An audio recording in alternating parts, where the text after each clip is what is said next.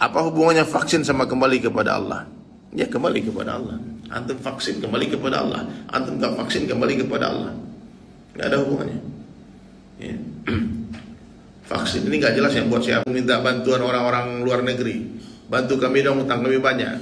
Oke, kami bantu katanya, tapi ditunjuk satu pulau, Pak. Itu pulau itu buat kami ya.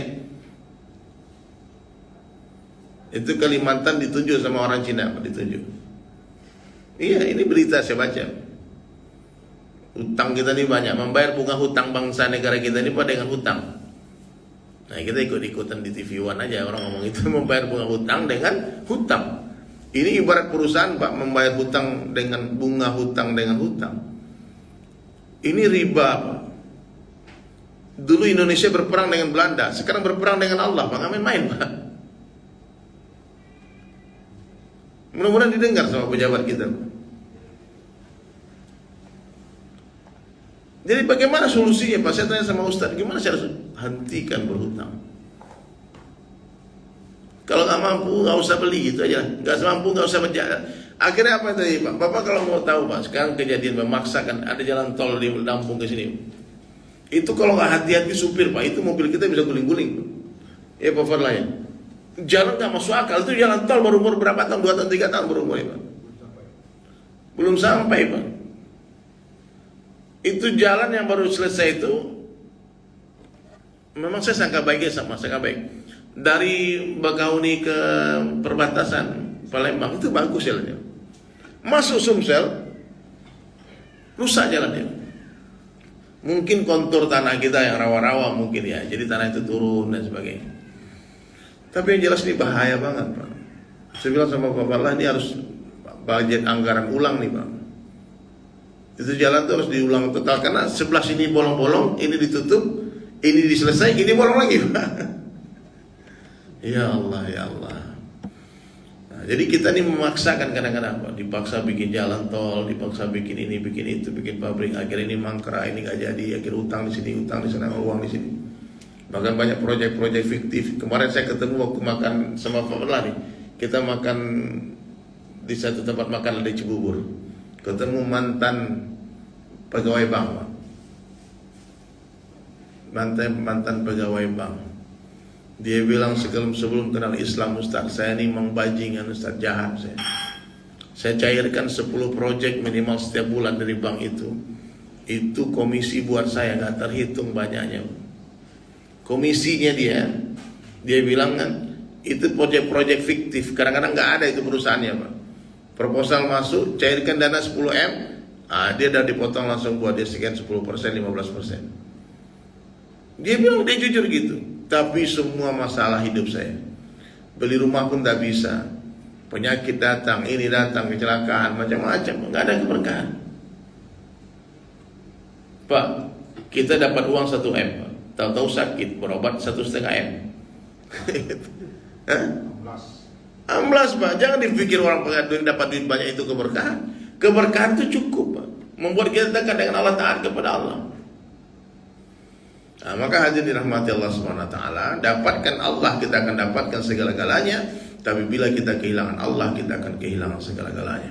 Dapatkan Allah, dapat segala-galanya. Hilang Allah, hilang segala-galanya.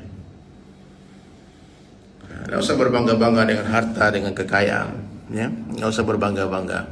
Baik teman-teman di rumah, Masya Allah, ya. Apa hubungannya vaksin sama kembali kepada Allah? Ya, kembali kepada Allah. Antum vaksin kembali kepada Allah, antum gak vaksin kembali kepada Allah. Gak ada hubungannya, ya. Vaksin ini gak jelas yang buat siapa, gak jelas yang buat siapa. Tapi kita taat pemerintah. Yes, ada pertanyaan? Ya. Ya, mendingan kita sekarang pada ngomongin vaksin, mending ngomongin masjid aja. Ini masjid, mohon doanya Ustaz, kami mau totalitas hijrah, kami mau lunaskan utang, ya. Jangan belanja apapun. Orang yang niat melunaskan utang, Pak, orang yang berniat membayar hutang itu ciri-cirinya ada. Apa ciri-cirinya? Dia tidak membeli barang apapun, dia tidak membangun bangunan apapun sebelum lunas hutangnya, ya. Orang yang berniat melunaskan hutangnya, membayar hutang itu, dia tidak membeli barang apapun, dia tidak holiday kemana-mana sebelum hutangnya lunas. ini punya hutang tapi holiday Pak. Pergi ke luar negeri sekeluarga jalan-jalan, nggak boleh gitu. Ya.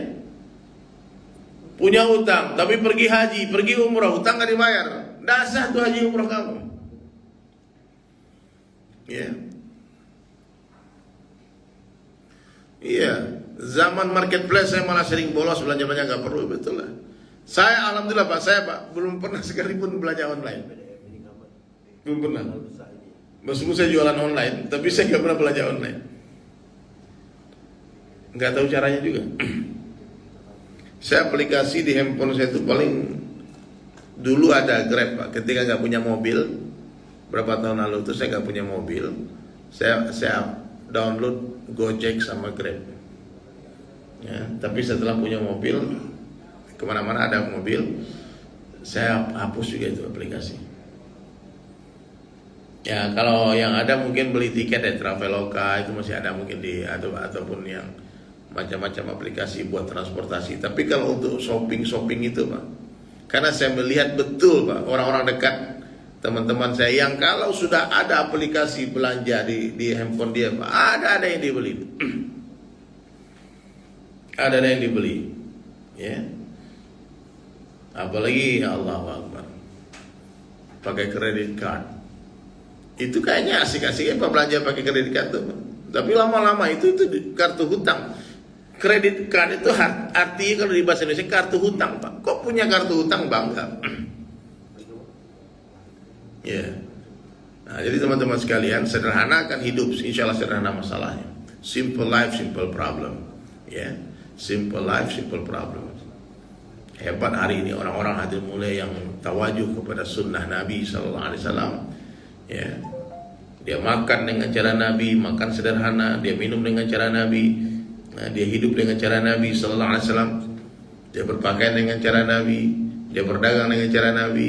Hidupnya sederhana, subuh ke masjid, zuhur ke masjid, asar ke masjid, maghrib ke masjid, isya ke masjid, baca Quran, baca hadis, ada kesempatan bekerja. Ya. Jangan lupakan dunia. Kata Allah tuh gitu, jangan lupakan dunia, bukan jangan lupakan akhirat Pak. Hari ini kita kebalik-balik Pak.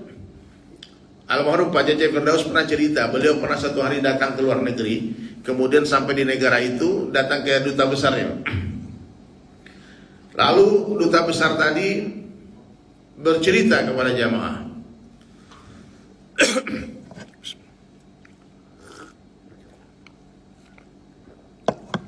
Kata duta besar tadi, alhamdulillah Pak Kiai, saya ini sekarang sampai di posisi semacam ini, kesuksesan semacam ini, karena saya memegang nasihat ayah saya. Ayah saya itu mengatakan, nah, kamu sungguh-sungguhlah belajar nak, sungguh-sungguhlah bekerja, jangan lupakan sholat. Itu nasihat orang tua saya kepada saya. Sungguh-sungguhlah kau bekerja, jangan lupakan sholat. Lalu almarhum Pak Cece Firdaus bilang, mohon maaf Bapak, nasihatnya ayah Bapak itu bertentangan dengan Al-Quran.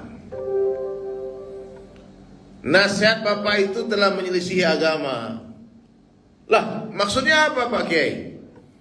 Nah, lalu Pak Caca menjelaskan dalam Al-Quran itu diperintahkan sungguh-sungguhlah beribadah, jangan lupakan dunia. Bukan sungguh-sungguhlah dunia, jangan lupakan akhirat. Sungguh-sungguhlah kalian untuk akhirat kalian, jangan lupakan kehidupan kalian di dunia. Ini beda nih Pak.